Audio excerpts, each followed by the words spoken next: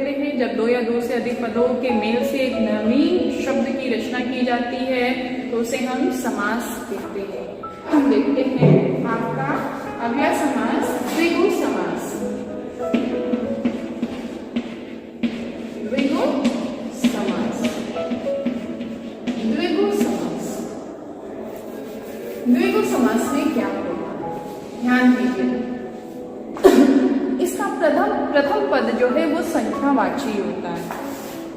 प्रथम पद संख्यावाची होता है, यानी कि ये संख्याओं को बताता है। तो इसमें क्या होता है,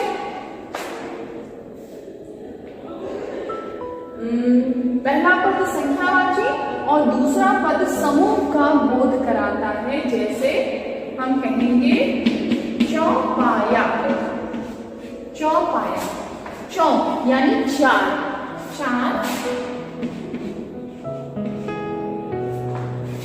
चार पैरों वाला, चार पैरों वाला जो जानवर होते हैं वो चार पैरों वाले होते हैं। ठीक इसी प्रकार से नवरात्र, नवरात्र का क्या हो जाएगा, नवरात्रों का समाहार, नवरात्रों यानी रात्रि, नवरात्रों का समाहार।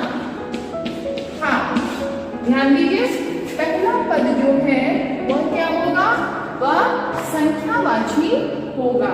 फिर है आपका सप्ताह, सप्ताह यानी कि 7 दिनों का,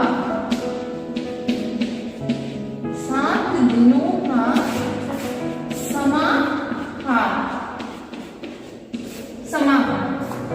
द्विगु समास में क्या बताया, इसमें पहला पद जो है संख्यावाची है। ध्यान दीजिए पहला पद संख्यावाची और दूसरा पद जो है वह आपको समूह का बोध करा रहा है। तो इसमें क्या है 4, 9, 7, ठीक है। और दूसरा जो है आपका समूह का बोध कराने वाला सप्ताह। अगला शब्द हम लेते हैं चतुर्मुख।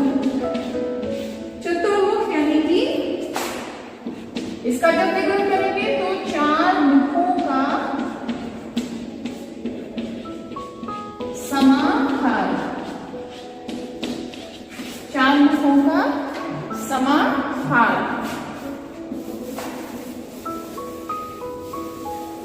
अगला शब्द लिखते हैं, अगला शब्द लिखते हैं पंजाब। आब नदियों को कहते हैं, ठीक है। और पंज यानी 5, ठीक है। तो क्या हो जाएगा,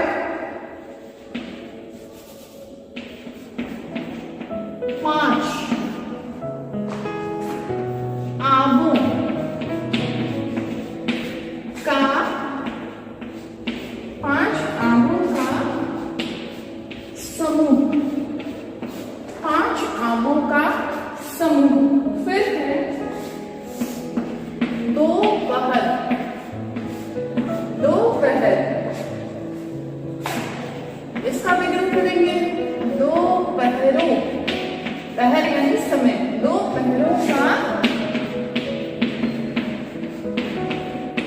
समाहार, ठीक है। फिर है आपका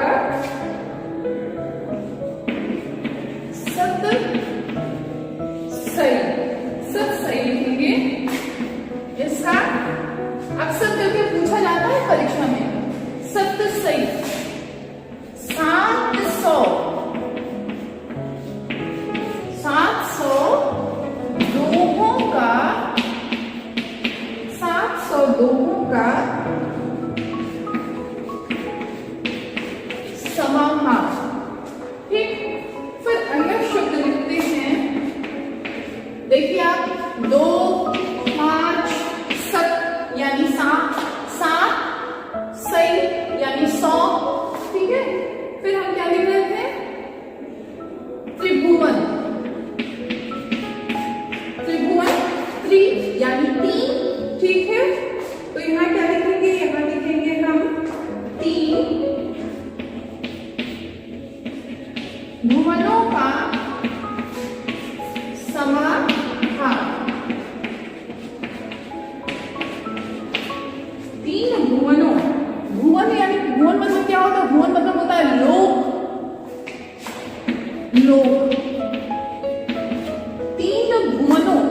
लोगों का समाहार। त्रिकोण, फिर त्रि यानी तीन, कोण जहां तीन कोण बन रहे हो तो हम लिखेंगे तीन कोणों का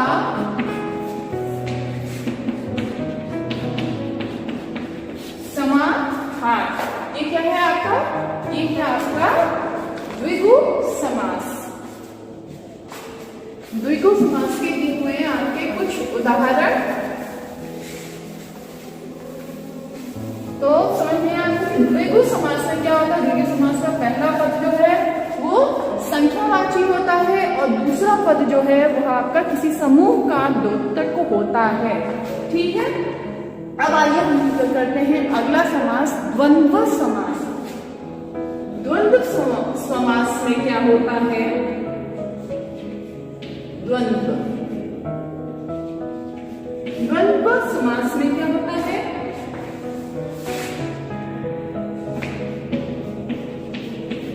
सबसे आसान समास होता है, दोनों पद एक बराबर होते हैं, ना कोई बड़ा होता है ना कोई छोटा, यानी ना कोई प्रधान है ना ही कोई गौड़ है, दोनों पद की बराबर की सत्ता होती है। इसको उदाहरण द्वारा समझते हैं। इसमें क्या होता है, इसका जब हम विग्रह करते हैं तो इसमें विग्रह करते समय बीच में और तथा जैसे शब्द आते हैं, जैसे माता पिता। जितनी सत्ता, जितनी जरूरत माता की उतनी जरूरत पिता की। दोनों में से एक के बिना भी क्या है, जीवन अधूरा है। तो क्या है, दोनों की बराबर की सत्ता है। ठीक है, तो ये होता है आपका द्वंद्व समास में। तो इसको जब हम विग्रह करेंगे तो हम लिख देंगे माता और पिता। ध्यान दीजिएगा, माता और पिता, माता तथा पिता नहीं, माता अथवा पिता नहीं। ठीक है, क्योंकि दोनों के बराबर की सत्ता है, अर्थात दोनों पद की समान सत्ता, दोनों पद क्या है, बराबर के हैं। माता पिता, भाई बहन, इसका क्या हो जाएगा, भाई और बहन। फिर है आपका दिन, बीच में योजक चिन्ह लगा होता है, दिन रात, दिन और रात। अन्न जल, अन्न और जल, अन्न और जल, दिन और रात, भाई बहन। इसी प्रकार से दादा दादी, दादा और दादी, नाना नानी, नाना और नानी। ठीक है, धर्म अधर्म, धर्म और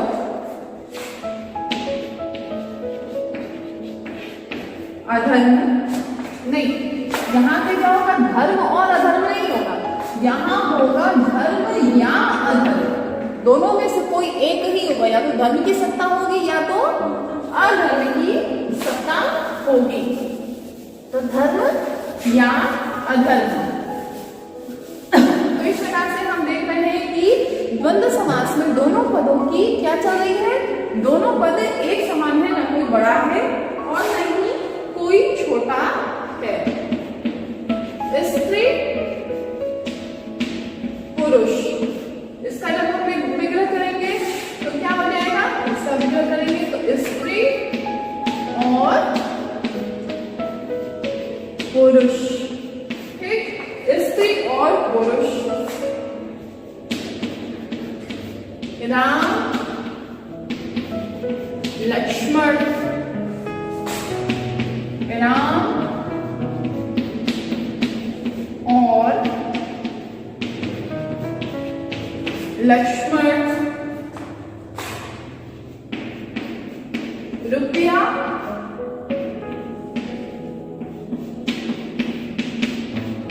पैसा रुपया और पैसा, ठीक है। दाल चावल, क्या लिखेंगे? दाल या चावल? दाल और चावल, ठीक है। दाल चावल, दाल और चावल। तो इस प्रकार से द्वंद्व समास में क्या है, दोनों पद जो हैं, पहला पद और दूसरा पद दोनों ही प्रधान है, दोनों की सत्ता एक बराबर की है, दोनों ही न कोई कम है न ही कोई ज्यादा है। यह द्वंद्व समास में क्या है, द्वंद्व समास की यही पहचान है कि जब हम इसका जो है विग्रह करते हैं तो बीच में और या जैसे शब्द आते हैं। तो अब हम पढ़ते हैं बहुव्रीहि समास। बहुव्रीहि समास,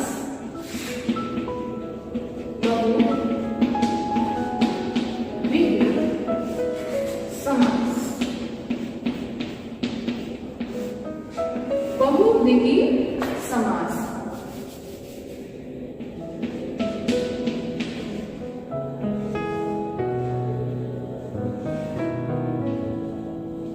बहुव्रीहि समास, इसमें क्या होता है? इस समास में न पहला पद न दूसरा पद, दोनों ही पद जो है वह प्रधान नहीं होते हैं, कोई अन्य पद यानी कोई तीसरा पद जो होता है वह प्रधान होता है। एक तीसरा पद जो है वह आकर अपनी सत्ता जमाता है। तो इस समास में के कुछ उदाहरण को हम देखते हैं, जैसे दशानन, दशानन 10 है, आनंद, आनंद यानी सर, 10 है आनंद जिसके,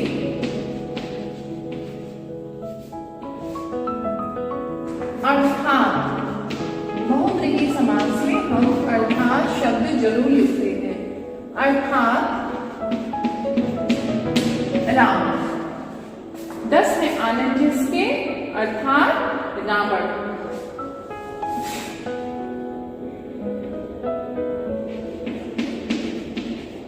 नीलकंठ,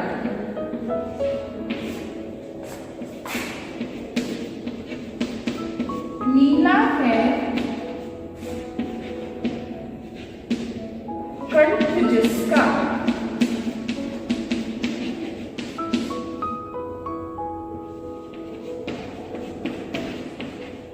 अर्थात शिव। नीला है कंठ जिसका, अर्थात शिव।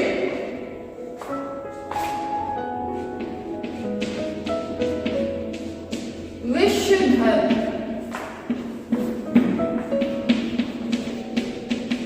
विष को धारण करने वाले, इसको धारण करने वाले, इसको धारण किया था, विष को धारण करने वाले, अर्थात शिव।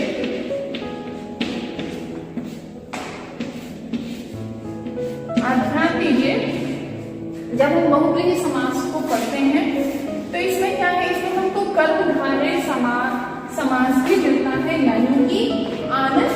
आनंद की विशेषता क्या है कि ये 10 है, ठीक है। नीलकंठ, कंठ की विशेषता क्या है कि वह नीला है। तो कर्मधारय समास भी आपके सामने जब 4 ऑप्शन आते हैं तो इसमें क्या होता है, विषधर, विष को धारण करने वाला, विष को धारण करने वाला, तो इसमें क्या होता है, हमको कर्मधारय समास भी नजर आता है। इसमें हमको क्या हो रहा है, बस संख्यावाची है, तो हमको यहाँ पे द्विगु समास भी नजर आ रहा है। ठीक है, तो हमको ये ध्यान देना है कि कौन सा समास सबसे ज्यादा डिफाइन हो रहा है। तो इसमें क्या हो रहा है, सब कुछ बिल्कुल से पूरी तरह से जो खुलकर जो समास आ रहा है वो बहुव्रीहि समास आ रहा है। और वहां पे अगर लिखा हुआ है अर्थात रामवण, अर्थात शिव, अर्थात शिव, तो हम बहुव्रीहि समास को फिर हम टिक करेंगे, क्योंकि क्या हो रहा है कि यहाँ पे वही समास, यही समास जो है जो पूरी तरह से हमें इस समास को खोल कर बता रहा है कि यह कौन कर रहा है, कौन इस सत्ता का मालिक है, कौन इसको पूरी तरह से धारण कर रहा है। ठीक है, तो इस प्रकार से बहुव्रीहि समास में क्या होता है, ना पहला पद प्रधान होता है ना दूसरा पद प्रधान होता है, इसमें एक अन्य तीसरा पद प्रधान होता है। आइए कुछ और उदाहरण को हम देखते हैं। पद्मासन, पद्म मतलब होता है कमल, आसन यानी कि पद्म घन आसन, आसन जिसमें पद्म है आसन जिसका, तो पद्म यानी कि कमल किसका आसन है, पद्म जो है सरस्वती का भी आसन है और कमला यानी कि लक्ष्मी का भी आसन है। तो पद्म है आसन जिसका, पद्म है आसन जिसका, अर्थात लक्ष्मी, क्योंकि लक्ष्मी को ना कमला भी कहते हैं, तो पद्म और कमल एक ही है। ठीक है, तो बच्चों इस प्रकार से हम देखते हैं बहुव्रीहि समास में कोई तीसरा पद होता है जो क्या होता है, जिसकी अपनी सत्ता होती है। आइए देखते हैं एक और उदाहरण लिखते हैं। त्रिलोचन, एक बार यह उदाहरण हम कर्मधारय समास में देख चुके हैं, परंतु मैंने बताया कि बहुव्रीहि समास में क्या होता है, अर्थात आता है। अर्थात एक ही समास जो है आपको कंफ्यूज करेगा कि वो कहाँ पे आए। तीन है लोचन जिसके, तीन है लोचन जिसके, अर्थात शिव। ठीक,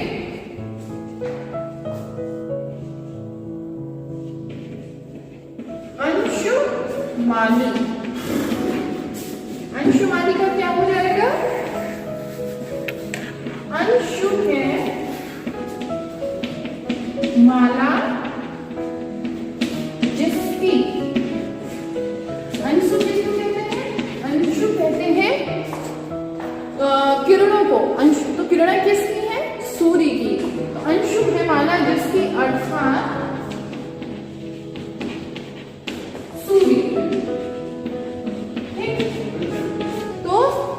आज आपका जो समास है वो आज यहाँ पर आपका पूरा होता है।